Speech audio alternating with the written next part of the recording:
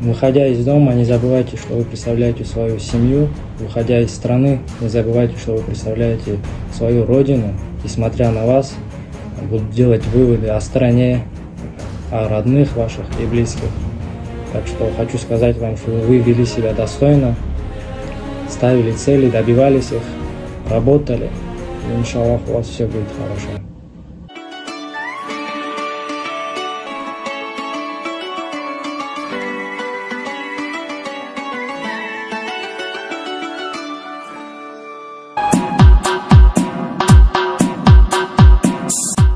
Assalomu alaykum aziz qarindoshlar. Agar siz maktabni tugatgan o'quvchi bo'lsangiz yoki bo'lmasa cho'ng oliy o'qish o'rnini tugatgan student bo'lsangiz, bizning kasb egalari nomli передачamizni ko'ring. Aziz qarindoshlar, bu передачамызda kasb egalari maktabni tugatgandan keyin qanday oliy o'qish o'rinlariga tushishni va ishni qanday yerlarda boshlash kerakligini tasavvur qiladi. Kasb tanlash oson ish emas. Ammo biz sizlarga kasb tanlashga yordam qilishga kirishimiz.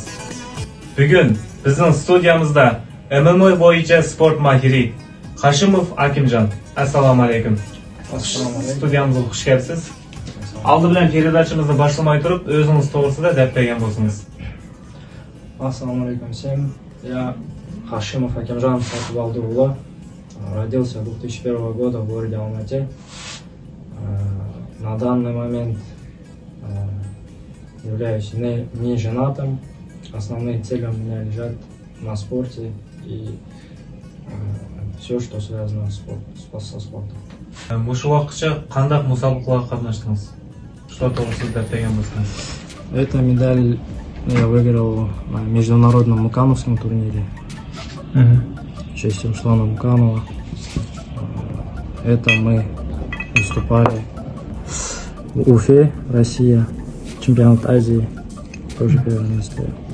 Мы забрали чемпионат города Алматы, Панкратион, 2022.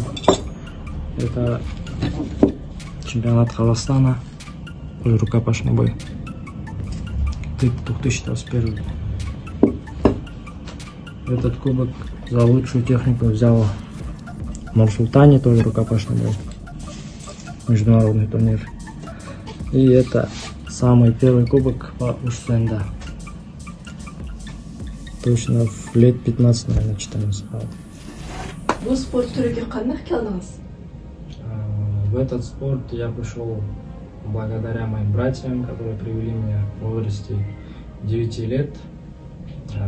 Первые мои занятия прошли в школе, в подвале, под руководством моего тренера первого. На данный момент является моим тренером Азиз Разиев, благодаря которому мы сейчас уходим на мировой уровень и поднимаем флаг нашей страны Казахстана. Первый спорт любительский, это был рукопашный бой, с которого я начал. С 9 лет мы уже выступали и набирались опыта в рукопашном бою. Рукопашный бой to'g'ri deb ketgan bo'lsangiz. Рукопашный бой это спорт, который практикуется в армии в основном. Изучают самооборону, и сейчас это выходит на мировой уровень, где соревнуются все страны между собой. Muшу kungacha hozirgi vaqtcha qanday musobaqalarga qatnashdingiz? На данный момент мы объехали уже много стран. Россия, Турция, Узбекистан. Бывали во всех там известных городах. Стамбул, Уфа, Санкт-Петербург. И думаю, достойно поднимали наш флаг Казахстан на мировом уровне. Өзіңіздің бірінші рингіңіз тоғырсыз етіп кеткен болсаңыз? Первые свои 5 боев я проиграл подряд. Но самое главное не сдаваться и верить в себя. Дальше все будет благодаря тренерам, благодаря их труду. Я вырос и сейчас проявляю себя с хорошей стороны.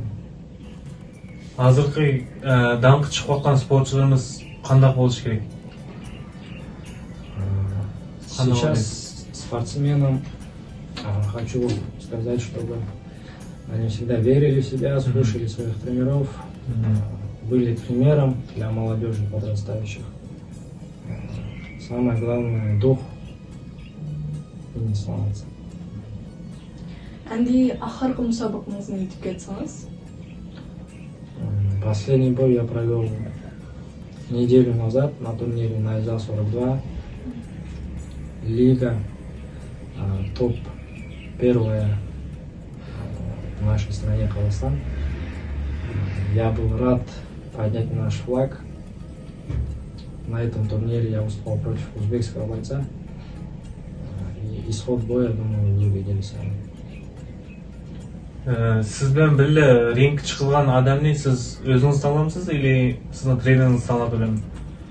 Соперника нам высылают матчмейкеры, а дальше уже тренера сами смотрят и дают нам любого оппонента. Алға қойған мақсатларыңызды, арманларыңызды айтып кетсеңіз?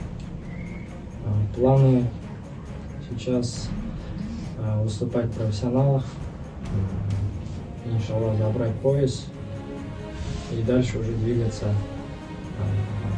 в другие страны, в другие высокие лиги, как Brave, UFC. Самая главная цель всех бойцов — это UFC. Иншаллах мы и там себя проявим. Арман қуатқан мұсабақларыңыз бар ма? Бой мечты у меня, я бы хотел подраться с TJ Dillashaw, это боец UFC. Скоро будет драться за пояс, и это является моей мечтой выйти с ним в одну клетку. Біздің қазіргі яшьларымызға неме тәсия қылсыз? Мотивация, я хочу сказать, выходя из дома, не забывайте про свою семью, то, что вы ее представляете. Выходя из страны, не забывайте, что вы представляете свою страну, и смотря на вас, будет мнение о стране, мнение о ваших братьях, сестрах. Так что ведите себя достойно, ставьте цели, добивайтесь, работайте, и иншаллах у вас все будет хорошо. Студиямызға келіп сөйбәт бәріңізге рахмет. Сізге бүгінгі сөйбәт яқты ма? Да, спасибо большое. Таких людей хочу сказать, что очень мало, которые без спонсорства работают и поддерживают бойцов, спортсменов. Для нас это большая мотивация. Иншаллах, вам всего самого наилучшего. Біздің подписчиктеріміздің арасында мұшы ММА қатынашатын, тренироваться қылатын дегенлер болса, шуларға жол көрсетішке таярмысыз? Все, кто хочет заниматься спортом, записаться, выступать, можете писать мне. У нас есть своя команда Dar Team, в которой вы сможете заниматься спортом, выступать, иншаллах, занимать первые места. Эгерде суалдарыңлар болса, астыға инкас қалып кетіңлар, Акымжан қолдың келгенше жауап беришке таяр. Салам алейкум.